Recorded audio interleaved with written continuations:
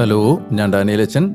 നിങ്ങൾ കേട്ടുകൊണ്ടിരിക്കുന്നത് അസെൻഷൻ. നിങ്ങളിലേക്ക് എത്തിക്കുന്ന ഒരു വർഷം കൊണ്ട് വിശുദ്ധ ബൈബിൾ വായിച്ച് മനസ്സിലാക്കാൻ സഹായിക്കുന്ന ബൈബിൾ ഇൻ എ ഇയർ എന്ന മലയാളം പോഡ്കാസ്റ്റാണ്.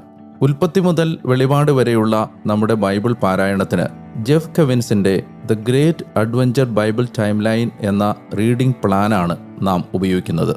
ഈ വായനാ സഹായി ആവശ്യമുള്ളവർക്ക് BIYindia.com/മലയാളം എന്ന ലിങ്കിൽ നിന്ന് ഡൗൺലോഡ് ചെയ്ത് എടുക്കാവുന്നതാണ്.